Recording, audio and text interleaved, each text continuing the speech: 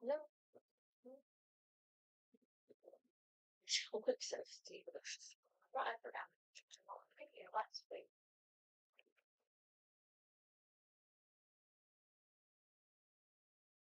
Like he looks stiff, but it's kind of like, well, we're sitting here waiting to Yeah, go. yeah, that's exactly right. I'm trying to keep my eyes up, and look into the sun there. Boy, you look at it too directly. You see them rings after it for a minute or two. Alrighty. Okay. What's happening? So, it's a hey, man. I like that guy. He's a good one.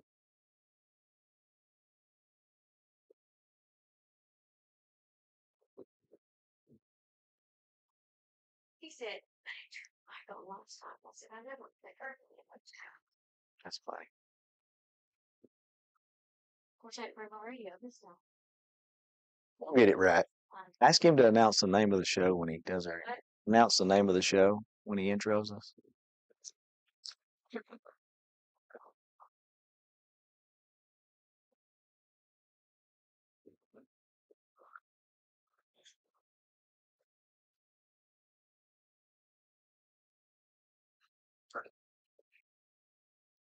We need a red light when we go live. Yeah, we need some on air.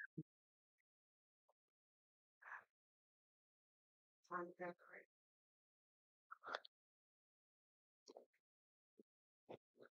See the arrow up here? I know. Does it turn up? She may be streaming us live right now. She's like streaming us, but we're not. Our mics aren't. That would be my luck. Don't scratch. Had to be getting close. Yeah, it's go time.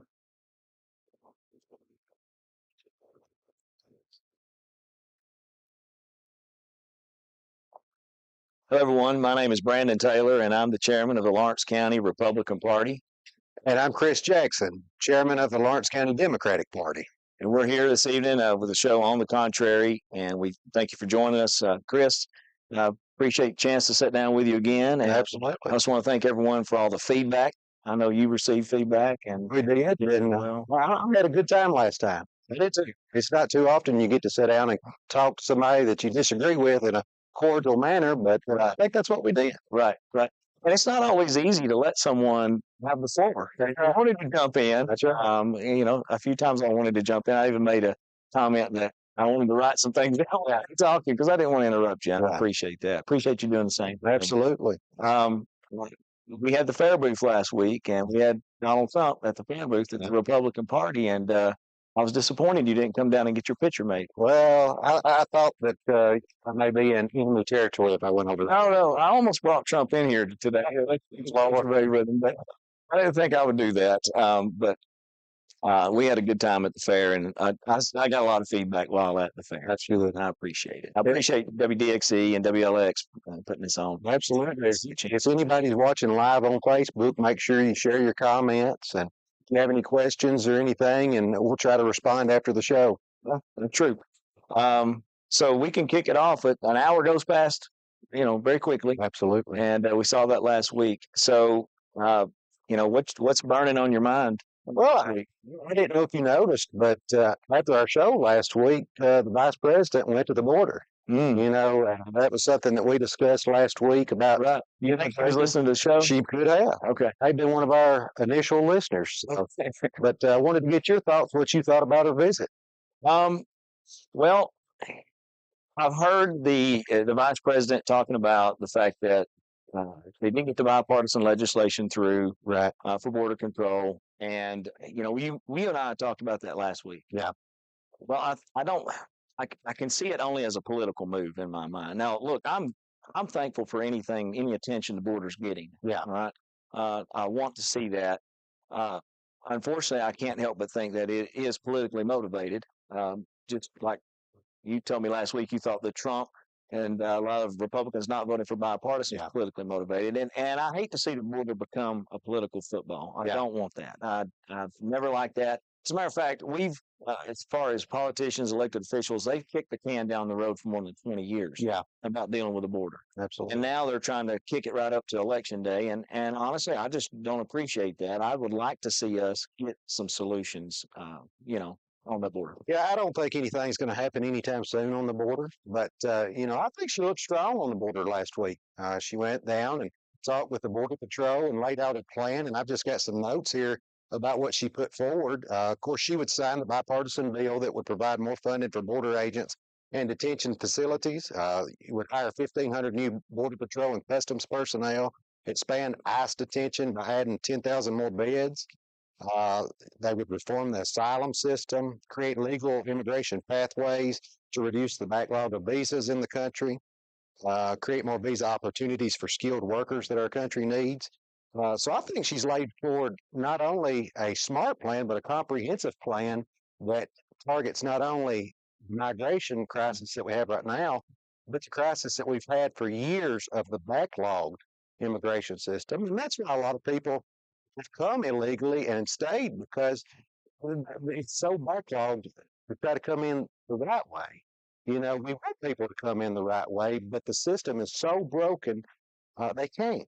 And I think both sides recognize that. It's just a matter of, like you said, not making this a political football, but coming together and, addressing these issues in a common sense way. Well, did she mention anything about a border wall? I don't know about the border. I know you guys are focused on the border wall, and if you visited the wall, but like I said, I think from my perspective, I don't have a problem with the border wall, but Trump and Republicans act like it's a one size, it's going to fix everything with immigration. I don't hear anything about technology on the border. I don't hear anything about additional personnel that Trump is for. I don't hear anything about reforming the visa and asylum laws in our country so we actually fix this going forward. All I hear is the wall, and that's fine and great, but that's just a physical structure. We need more than that. I agree. We do need more than that. And I agree that we need to get the visa issues fixed. Absolutely. Where we cannot handle the processing takes too long. They're not following up when students come in legally. And I will tell you that a lot of people I've talked to that have come into this country illegally are very upset about illegal immigrants coming in this country. I agree. I agree. And it's not just people from South America. Down at that border, there are people from China. There are people from the Middle East. And I mean, a lot of them coming in. Yeah. So the word is out that they can cross the border. Yeah.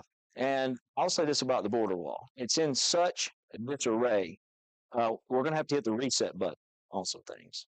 And I won't disagree that all those things are needed. We do need technology. We do need those things. But I believe the major reset button is going to be build a wall across that border and shut it down. And folks the word needs to get out. Hey, you can't cross the border here. Right. And so I would love to see that. I'm hoping within the next 4 years. I wish we could see something fixed within the next 4 months. Yeah. It's getting enough attention now because people are watching it on election issues. Yeah. I believe that the border is probably more of an election issue than it was in 2016. Okay. Trump ran. I think it's more important. I hear more Democrats talking about it. So I'm actually glad the conversation's out there, to be quite honest. And before we came on the air, I saw that the Biden administration had even tightened the rules down even more today. There's a threshold that you have to meet. I think it was 150,000 or so that, if you meet that, the border's closed. They automatically, It was 1,500 per day. 1,500 per day. And now they're including kids in that average, and they're going to make it even more stringent. So, the Biden administration has clamped down on this after the bipartisan deal fell out. But, I want to say I think they've clamped down on it after they thought they were about to lose this election. well, you can look at it that way, but we put forward a bipartisan plan. I mean, that's his job as president, is to put forward legislation, and Congress has to act after that. And they failed, just like they failed under the Obama administration and the Bush administration. And the numbers now at border crossings are lower than they were when Trump left. So the issue right now is pretty controlled. But I think at the end of the day, we still need comprehensive reform if we're going to solve this long term. I'm gonna spring off to another issue, and I want to talk about the executive order. Yeah. Um, and I want to say this about executive orders before I even mention this about the executive order with Biden and Harris and what happened on Friday. Number one, I don't care who's president. I don't like executive orders. Yeah. It was never meant to be something that replaced legislation that sets forth by one of the three parts of our government. The legislative body puts forth legislation on behalf as representatives of you and I when they go forth to set forth laws put in place. And now it seems to be one of those things where they'll say, well, this president, the Republican didn't do as many executive orders as the Democrats, or the Democrats didn't. And it's Like a contest. to me, I'm thinking that's you're missing the point. Yeah. To me, I'm fed up with executive orders. And maybe this just came to me. Maybe we need legislation to stop executive orders.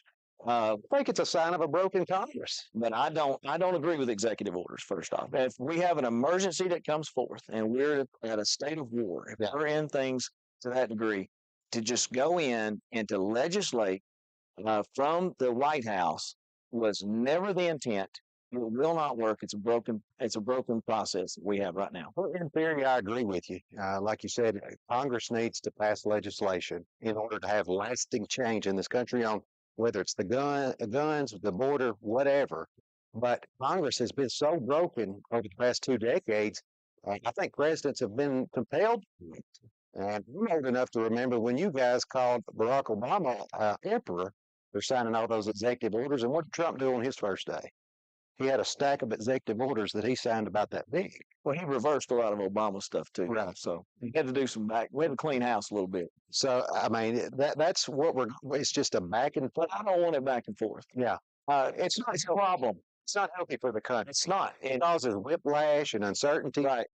And And we don't get fair representation as citizens of this country. We're not being represented by our elected officials to go up there and do their job to pass legislation. Now, if they're not passing legislation that we need, yeah, then we need to find some other people to run for office. I agree. Just being honest, this is how I feel about it. So I just wanted to lay that groundwork before we go into this, because it would have to be a special executive order to make me happy. Anyways, I don't think we ought to be using that pen for everything. I think what's wrong with Congress more than anything, they view each other as enemies at this point. They go on television. The Democrats will go on MSNBC and call the Republicans crooks and liars, and Republicans run to Fox News and Newsmax and do the same. And they don't have relationships with each other anymore. Back in the 50s and 60s, even when Reagan was president, you saw Reagan and Tip O'Neill, disagree with each other. They were friendly. They established a working relationship, and things got done. And Did you vote for Reagan? oh no, I'm not that. I'm only 37. All right. I'm Can't say it.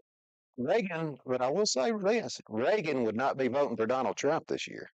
I can just about. And Kennedy wouldn't have been voted for Biden. Oh, I think he would. I don't think The entire Kennedy family is, except the crazy one okay. that had a brainworm. Look, I'm telling you, He self-admittedly had a brainworm, and he's voting for Trump. If that tells you anything.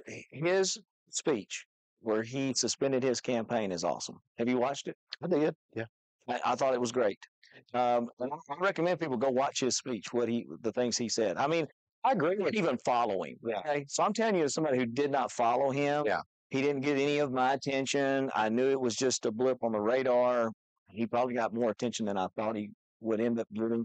The Democrats fought him the whole way. They sued him in every state to keep him off the ballot.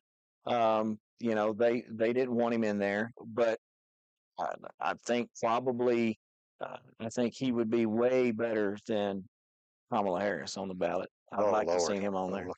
Well, it's a unique election when you have a Kennedy voting for Trump and you have Dick Cheney and his daughter voting for the Democrat. You know what? I agree.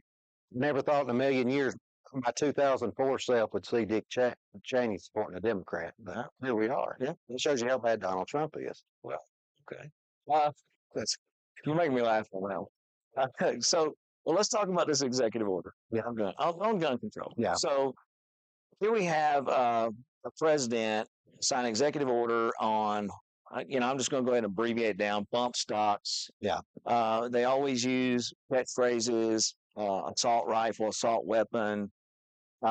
I just really hear all these things, and it reminds me of there's few catchphrases that Democrats hate, and one of them is "shall not be infringed." Mm. Democrats hate that. I heard you go. I didn't mean to hurt you with that one. I'm sorry. You need a I felt band-aid. it. Did you feel it? With that one shall not be infringed. To our freedoms. And what you'll see in a lot of executive orders, in my opinion, is you'll see bad legislation, and it just doesn't work for the entire country for executive orders. Right. Um, so, and I know when it's bad legislation. There's an easy test you can find out if it's a good piece of legislation or bad legislation. It's real easy. Do you know how to do that? Mm-mm. If it protects your freedoms, it's good legislation. Mm. If it takes away your freedoms, it's bad legislation. And so, I see this. I saw this come out, and people may believe this or not, but I've only had 3 conversations with you, and this is the third one. Yeah. So we've not really kicked this around, but here we had things that, number one, I don't like executive orders. Number two, this gun legislation, I don't think it's going to do any good. Just being honest, I just don't think it's going to do any good. Number one, I don't like to see my rights taken away, but number two, I just don't think this legislation is good for anything. Well, again, we don't like executive orders, but we go back, this is an issue that Congress has failed to act on when talking about gun safety. And there is a clear majority in this country that wants something done. I've got some statistics here that I pulled up. 81 to 86%, according to public polling, of Americans support background checks on all purchases. We do background check. We do, but not for private sales. Hold on a minute. Just pause. Mm-hmm. But we've had school shootings, and that's probably going to come up. Absolutely. In every one of those, a background check was conducted. No doubt about that. But outside of mass shootings, it's bad legislation. It did not stop nor hinder. Do you see where I'm going with this? I see. And I don't want bad guys. Please don't get me wrong. I don't want bad guys getting guns. Okay. But if licensed dealers have to submit their people to background checks, why shouldn't private sales and transfers be subject to that? Oh, I believe we're going to see that happen. I believe the push. Do you think that is an infringement on the Second Amendment? Subjecting those to the same standard? I will be honest with you. I'll take it so far as I don't think the government should have taxes on firearms. I think that's an infringement on our rights. I don't think they should tax it. Yeah. I don't think there should be any taxes. I think they need to stay out of it. We have a ton of gun legislation out there. It's not that we need gun control, as like we have gun control, and a lot of it's not even being enforced. Just to be quite honest, and they just want to come out and pass something else. Yeah. And it seems to be that what happens is it takes the guns from law-abiding citizens, and then we end up with only the outlaws walking around with guns. And so, under what circumstances would you say that a law-abiding citizen has had their Second Amendment taken away, based on what the Democrats have tried to do? Okay, well, this executive order I'm glad you asked the question. This executive order brings up red flag. Mm-hmm. Okay. Red flag laws. Somebody that has to be adjudicated to be a danger to themselves or someone else. That's what a red flag law does. Who makes that decision? A judge. Well, that's not exactly how that works. What they're doing is they're going to law enforcement, and the first thing they're doing is they're removing the firearms from the individual.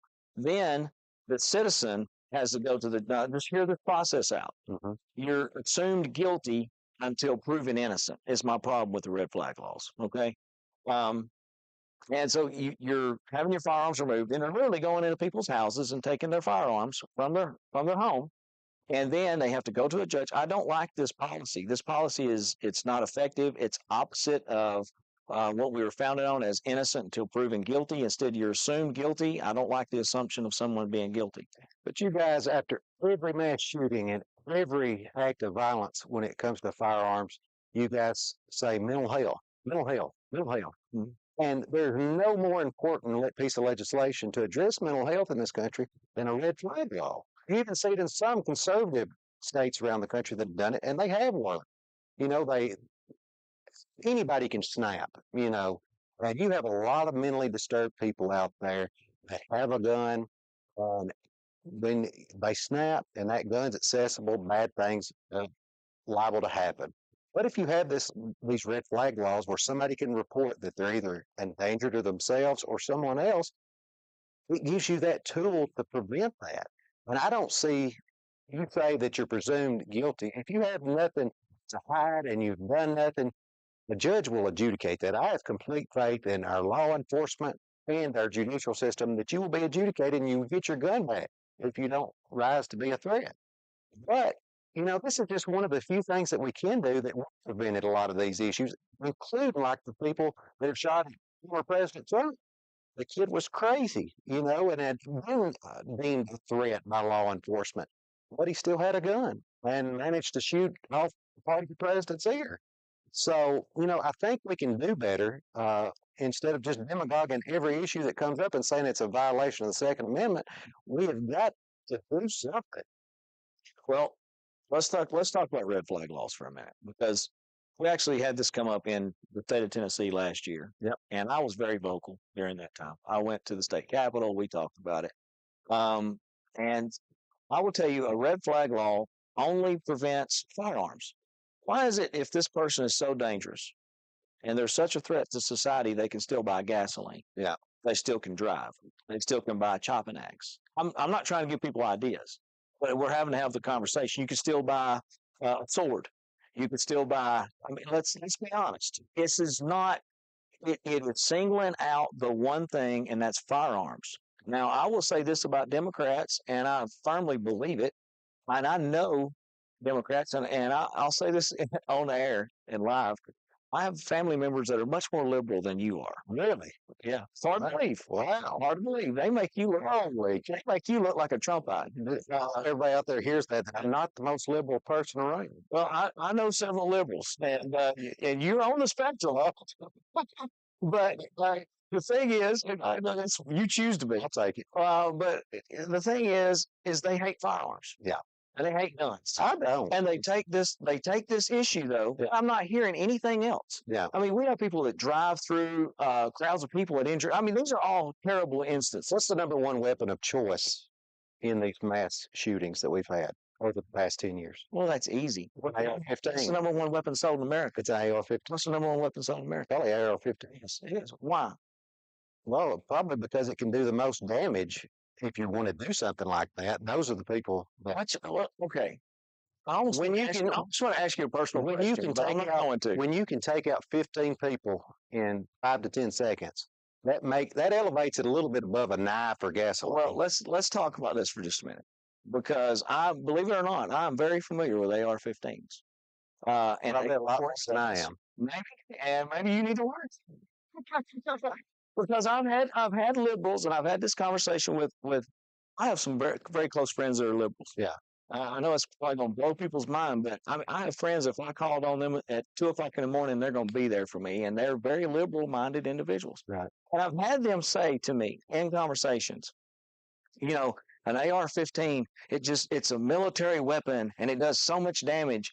And I've asked them, I said, do you think that people would deer hunt with an AR-15? Do you know the answer to that question? No, they wouldn't. Why? It would tear the body apart. That's what everyone says. Yeah. But that's not true. Let me go ahead and set it straight for you. Is it less reliable? No, it's super reliable. It's less powerful. It is, I don't know people, and this blows people's minds when I tell them this. I almost, because I knew gun control was going to come up, I almost brought in a couple of cartridges to show you the difference between a deer rifle and AR-15. And I've done this with people, and I challenge you, go do a little research. If someone were to talk and say, hey, do you deer hunt with AR-15? They're going to tell you no, and I'm going to tell you why. That gun is not powerful enough to kill a deer effectively. And if it lets you precisely place the shot, which one of the things AR-15s are known for and they're loved for is the fact that they're super accurate and they're super safe and super reliable. That may be true, but what I do know is that the number one killer of children right now in America is firearms. And that should be an abomination to everybody in this country. It's to everybody. And you go look at places like Sandy Hook, Connecticut, that had the shooting, where those kids' bodies, the parents couldn't even identify them because they were ravaged by those AR-15 bullets. They did damage, plenty of damage. And they're the number one, it's the number one weapon of choice of these mass shooters. And knowing that, I think it's incumbent on us to do something. We shouldn't have our kids in this country doing duck and cover and mass shooting exercises at school. You know, It's terrible. we should do something proactive that's not going to violate anybody's Second Amendment. What do you propose that we do? Because Harris has said that she does not want police. She does not want SRO officers in schools. As a matter of fact, she uses the term demilitarize the school, which is to me is an insult to every conservative, red-blooded American in this country. When I think we should put SRO officers in school, there should be more SRO officers in school. She does not have the right idea when it comes to solving this problem. I don't know. I don't know What is the one thing that stops a bad guy with a gun? A good guy with a gun. uh, What happened in Georgia in which. and the shooting that just happened recently? The terrible atrocity Oh yeah, down there. It was atrocity. it was a cop. Right. SRO officer. Well, I agree. I don't know the specific quote you're talking about with Harris and SROs, but I will tell you, I was on the county commission You need to quit listening to MSNBC. when we had only 3 SROs in this county, only at our high It's not schools. enough. And we worked together to come up with a funding system in this county that we became one of the first counties in the state to have SROs in every public school. And I'm thankful for all of them. We did that in partnership with the school board. Right. And that makes sense to me. I think we have to look at every opportunity to protect children.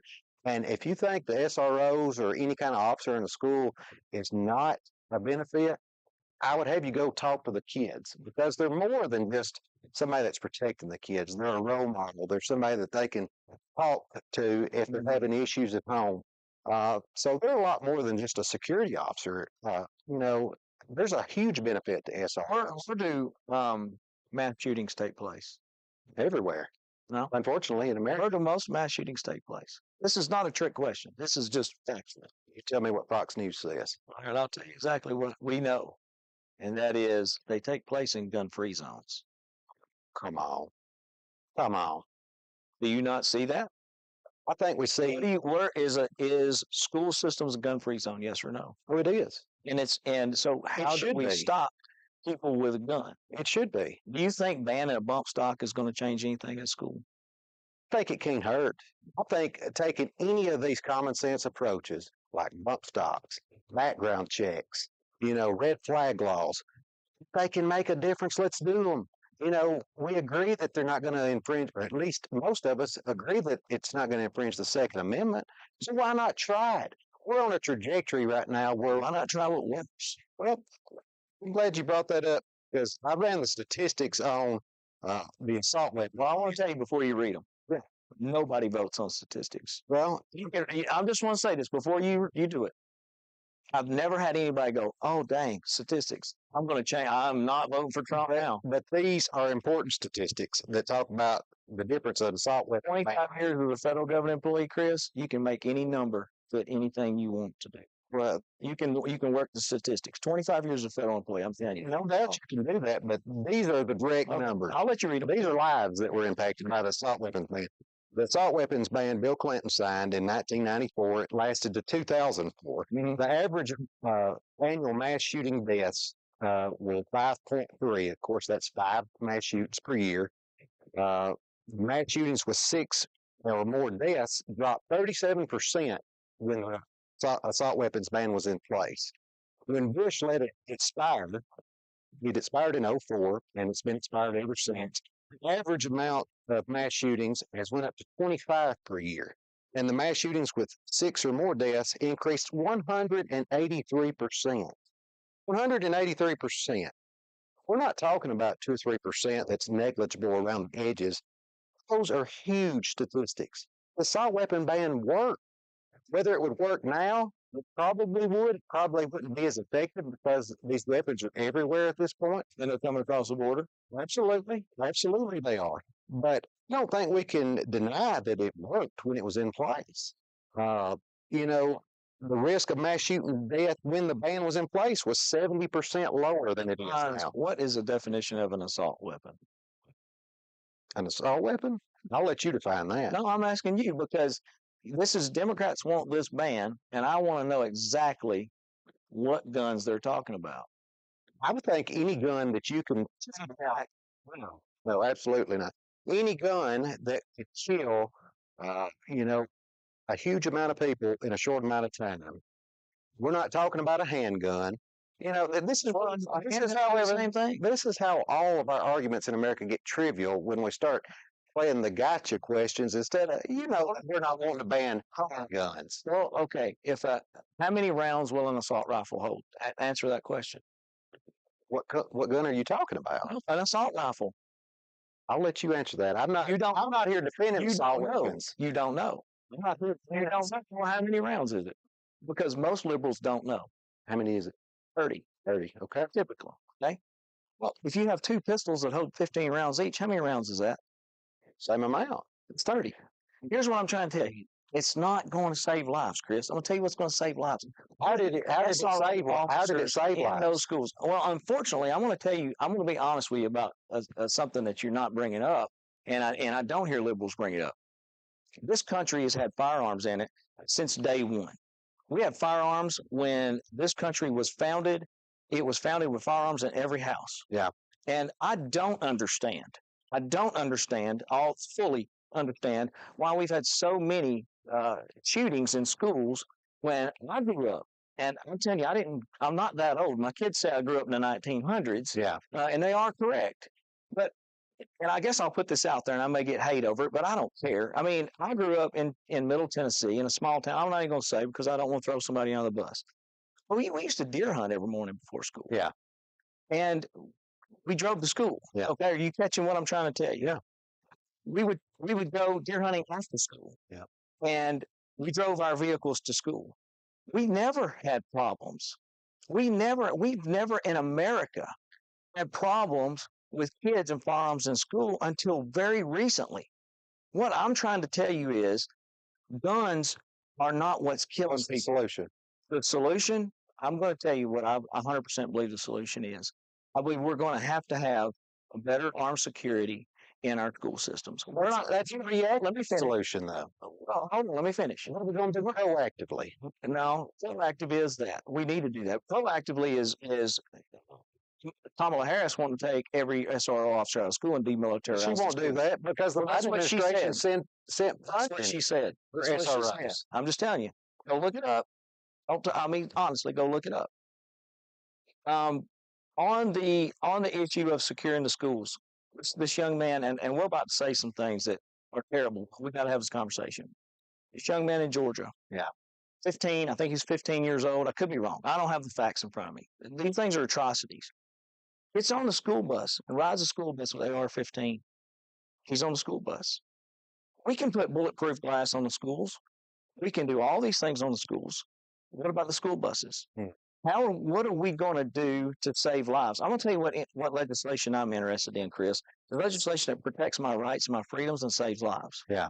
He who gives up his freedom for security deserves neither. And we can give up all of our freedoms and stand here and be like, we got no freedoms, and buy illegal guns and still going to have this problem. There's only one thing that stops a bad guy with a gun, Chris, and it's a good guy with a gun. And it works every time. Well, it's basically like the Wild West. Well, that's what I've heard a lot of liberals say that. You want to go back to the Wild West. That's the argument. And I heard another argument is another one that liberals like to use is when I say we need SRO officers in school, they say, so your answer to guns is more guns. They'll say that. Well, here is my 100% answer, and Democrats don't like this, but Joe Biden says that the Second Amendment is it's not absolute. I'm trying to quote him. I think the Supreme Court said that. Here's what I'm telling you. Here's what I'm telling you. I believe it is absolute. And if it's not absolute, then the First Amendment's not absolute. And neither is the third or the fourth or the fifth. And then it's going to come down to a matter of what somebody's opinion. You see what I'm trying? That's what I'm trying to tell you. I think you had Antonin Scalia several years ago say that the Second Amendment is not absolute. There can be limits on the Second Amendment, just like bad guys having guns. Right. Let's do something. We don't want to arm people who are in jail with guns. Think about this. It is one of the safest places is all of our federal buildings are safe. I'm telling you, I've been a federal employee. Federal buildings are secure. And they're saying, why would our kids be in buildings that are not secure? Yeah. Why? That's what I'm trying to compare it to. What does work? You're not Federal courtrooms are You're not safe. going to disagree with that. You know what? Our federal courtrooms are safe, and they should be safe. And our schools should be as safe as a federal courtroom. I just don't. I'm all for securing the buildings, having SROs, but I think that is a reactive solution. I think at that point we're just admitting that there's a problem and we're going to have to deal with it.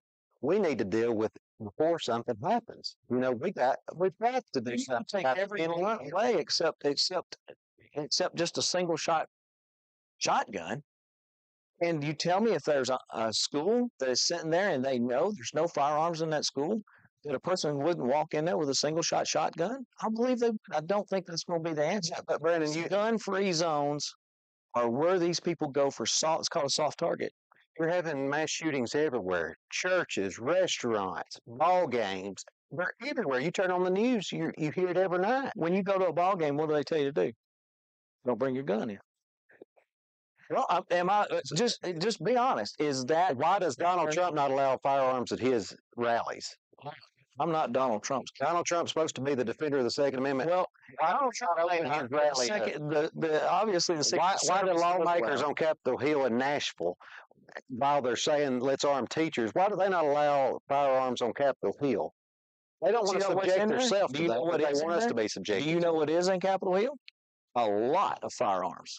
Yeah, the good guys. That's right, and that's the point I'm trying to make. Put a police officer in restaurants and churches and in our schools. We added SROs in every school. Now there's talk about adding more in some What's the schools. words? How many SROs we're going to have? I think there needs to be a lot more. I think there needs to be enough to where we stop school shooters. I'm going to tell you what stops school shooters is when a school shooter walks in that building and an SRO officer, a police officer, takes them down. I'm just being honest. That will stop that every time, school shootings. And I believe it's effective. I believe it works. Arming teachers, you mentioned that. I'm gonna be quite honest with you. I don't think it's the teacher's job to be a security. Absolutely. And that's too much stress on a teacher to try to tell them that. They've already got enough. And that's I don't want to abuse a teacher on that. But I will say this: a teacher should be able to go to work and work in a safe zone. Absolutely. And they do stop you from carrying guns in the Capitol. And you're 100% right, Chris, but I've been there and there's 100 state troopers standing there and they're all armed. And that's the difference. The difference is we know not to carry a gun in school. We know not to do this. They're going to try to sneak them in. People, for some reason, there's evil on this earth. And they want to bring catastrophic damage. They want to do as much carnage as they can, unfortunately.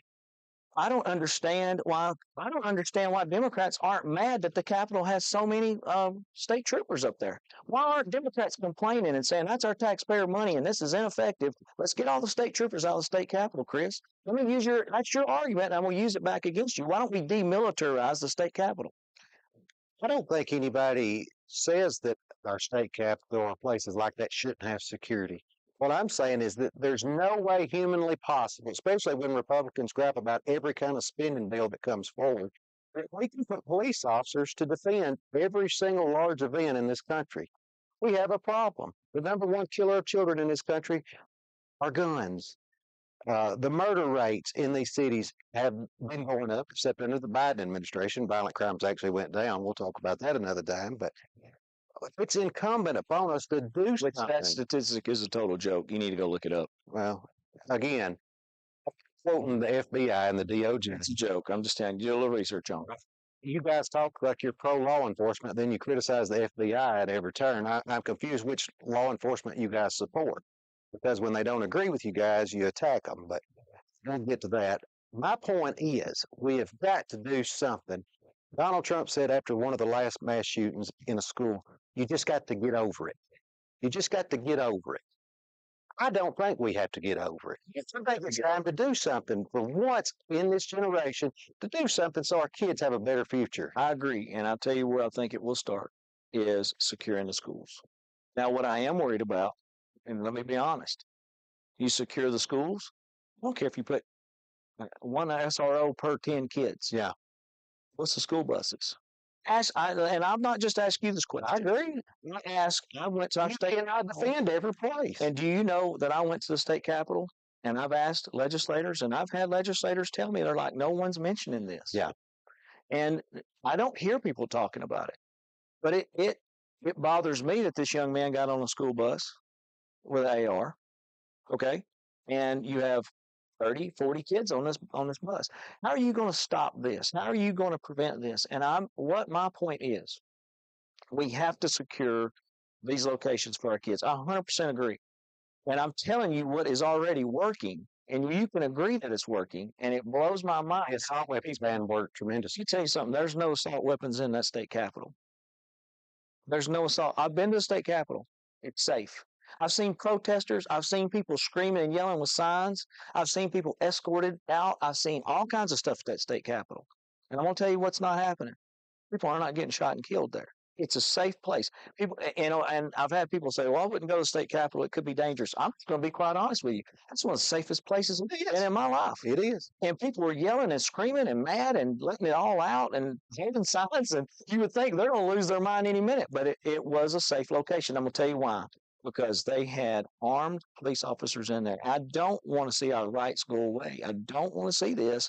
We are not going to better this country. We're not going to save lives. It's not going to be effective. I'm telling you, I want to see effective legislation that's going to work. Well, I think it would save lives, even if it's just negligible. I think it's worth it, so long as we're not infringing on the Second Amendment. But I think these measures not only will save lives, but they'll protect gun rights. Because when you have this abuse of guns, and the reaction is to take the guns away, I think gun owners should be for responsible gun ownership and things that make sense, things that can work and save lives. Because when you have that, it protects the Second Amendment. But that's just the way I look at it. Well, when they define assault rifle as any semi-automatic weapon, more people are killed with pistols than there are assault rifles. Sure. Okay? Because, yeah. Well, so what I see is a trickle-down effect of, well, we'll just keep taking this firearm. We'll take this firearm. We'll still have gun-free zones. We'll still let people walk into buildings, and we're like, well, you can't defend yourself. You can't protect yourself here. Yeah. But yet a bad guy can get in because we've not properly secured the gun-free zones. See, and some of my friends will probably chastise me over this one. I'm not opposed to people saying, well, we're going to have a gun-free zone, but I am opposed, if you're going to do that, to not having proper security in place. Right. I'm not in favor of getting the state troopers out of the state capitol. I'm not in favor of changing anything about the state capitol. I think it's great. Yeah. I'm not in favor of changing anything at our courthouses, and I think it's great. Yeah. But I'll tell you what you walk in there and see. You see the proper security to handle the situations, and schools do not have that. This gun legislation is not going to change anything. If somebody's going to pick up an AR, if they can't get a hold of an AR, they'll pick up a shotgun. If they can't get a shotgun, they're going to get a pistol. If they can't get a pistol, they'll get whatever. They'll get I don't know. It seems as though they're willing to pick up a knife and just do carnage if they have to. Unfortunately, I'm being as honest and as transparent about this situation as I could be, and I want to see us save lives. I really do. Well, we'll agree to disagree on that one. I've got an issue that we can talk about with the time that we have left. It flies by. Kamala Harris released her economic plan this last week as well. Go through some of the high points. She proposes building 3 million new homes over 4 years to address housing shortages, $25,000 in down payment help for first-time home buyers, tax incentive for builders to build affordable homes, proposes making the $3,600 child tax credit permanent. You should like that. Introduces a $6,000 tax credit for families with newborns in the first year. Small business support increases small business tax deductions for startup expenses from $5,000 to $50,000. Invest $100 billion in manufacturing for tax credits for industries like AI, clean energy, and semiconductors. What do you think about her plan that she released? I'll tell you one thing I got a problem with. What's that? I do not like to see price regulations. She's pro-price regulations. She's made that very clear. Look, I'm all for tax cuts. Look, I'm a conservative. I think the government gets enough of my money. Yeah. Manage the money better that you're getting. Thank God Tennessee is a debt-free state. They're doing a great job. I love this state. I'm not picking on anyone. But I don't think more taxes creates better living conditions for our citizens. Just being honest. But one part of her economic plan, and I know like this hour just freaking flies by. But one part of her plan that scares me to death is price regulation, price caps. Okay, it doesn't work. It's very communist in its method. This is a capitalist society that we live in, our economy is where supply and demand regulates price. If she wants to go in and start regulating the price on anything, I mean, you just pick something that we use daily. I don't know, ketchup, and you put a price cap on ketchup. Well, if you say, okay, ketchup cannot go above, and I buy a lot of ketchup. Okay, I'd say a bottle of ketchup's better than $5. I'm just going to be honest. And so because I have 6 kids, is why I'm throwing that That's out. why I thought you would like that tax credit. Look, I'll take every tax that I can get. Here's what I want to say though. On this, and this is a big part of her economic plan that she keeps talking about that is bad, because if you set a cap on goods, what you create is you create shortages, because then the companies that are going to create that product, if they can't make a profit, and we are a capitalist society and economy, period, we can't change that overnight. So people may hate it, but that's what we are. If you set a cap on that, you know what happens? They quit making it, Chris. You cannot go out here as a government and say, I'm going to set a cap on groceries. And that's one thing she says she's going to do.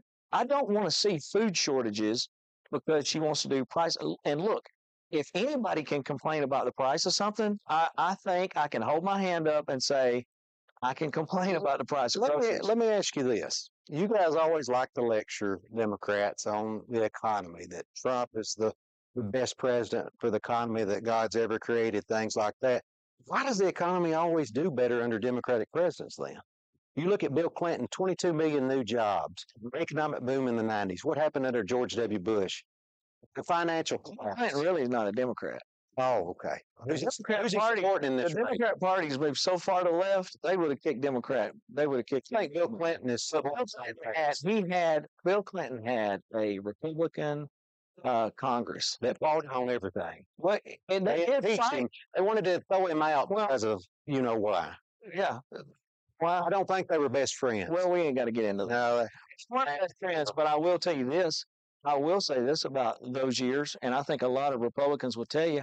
I'll take Bill Clinton 10-1 over Harris. 10-1 over Harris. I'll take Hillary Clinton 10-1 over Harris. oh, 10-1 over Harris. Did you? Well, you should have voted for Hillary. We wouldn't be in the problems that we're in now. If Hillary would have been in. Is that true? But anyway, I mean, seriously, look at it. Okay.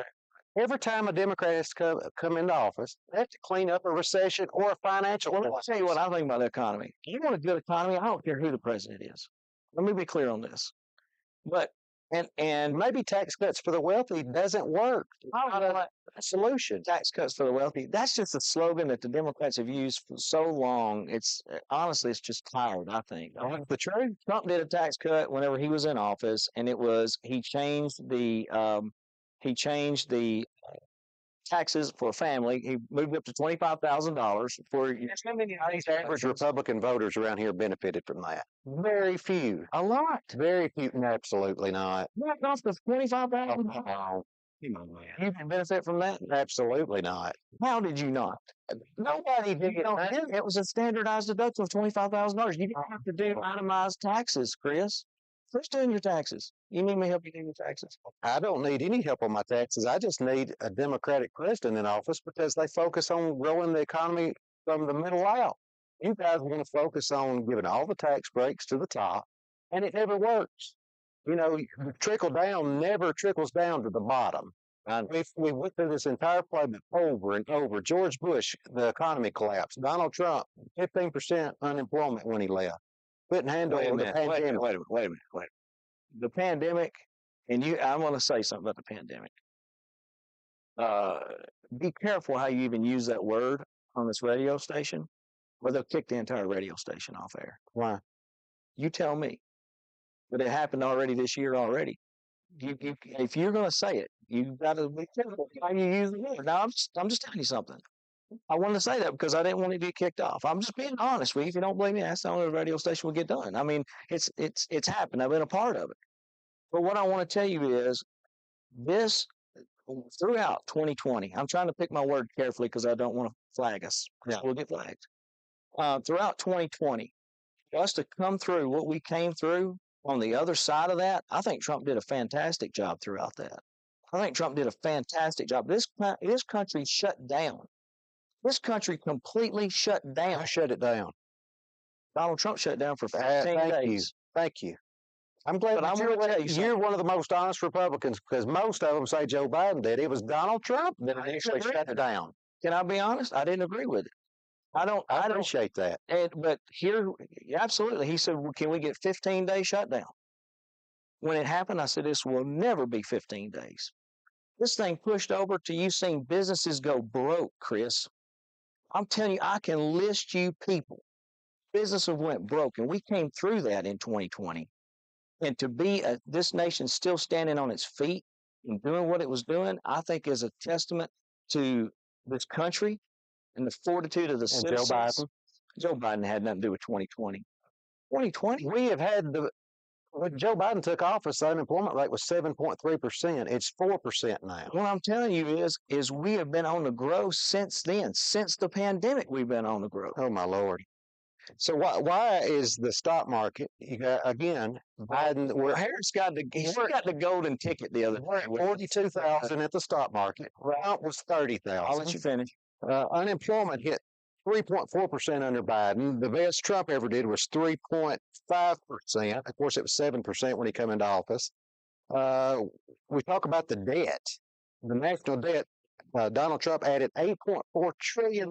This, I'll Biden, $4.3 trillion. hold on a second. Don't even go down that road. Oh, I did. Because it's the same thing with every president. They want to say, well, this one didn't add as much as this one. I stand on the debt like I do the executive orders. This country is falling in debt, right? Don't even stand there, Chris. Don't sit there and act. But you guys rail against it by the minute. Y'all, absolutely. And you guys rail about it when there's a Democrat president, and when a Republican gets in office, you guys suddenly forget about the issue. I never have. Y'all have got the dementia when it comes to the debt, I believe. Never have. Debt dementia. Dementia is in the White House right now. Oh, no. Yeah, it is. It is. It's really sad. It's sad what we've got going on in the White House. I hate it. And I want to say something. We're about to be done. It flies by. But I want to add something about the VP debate because you and I were going to tomorrow night. And I'm going to tell you, I wish I enjoy coming in and just sitting down and talking about some stuff. I really do. But I want to tell you, the debates in this country, I wish the debates in this country were done just like what you and I are doing right here. Yeah. Come in and sit down. The debates in this country look like a 5th grade spelling bee. And tomorrow night, I'd say that it's going to be a lot worse than what we're seeing right here. You know? Well, they can't even, they have to have a moderator in the room. Somebody else is in control. I want to see people sit down in the room and actually, you and I are not going to agree on everything. Yeah. Okay. But if we could come to a consensus on some good gun legislation, I'll take it. If we can come to good consensus on not passing executive orders, I'll take it. You've got to. I will absolutely take everything that we can get on common ground. But for them to go in there tomorrow night and stand there and look like they're doing a spelling bee in the 3rd grade, it's a joke. Why can we not come in? Why can our leaders not come in and sit down in a room and have a conversation and hash it out? Yeah. And work it. And there doesn't have to be a winner and a loser. I'm going to tell you who needs to win. The citizens of this country need to win. Yeah. Solutions need to be made. Absolutely. Things need to be fixed. And I don't think standing up there, I don't even, it doesn't even excite me to watch it. I'm just being honest. Well, I don't know much about Governor Walz. I don't know much about J.D. Vance. I think Vance is a pretty sharp guy. I don't think he is as deceitful as Donald Trump. I think you and I both can see that Donald Trump has some trouble with the truth.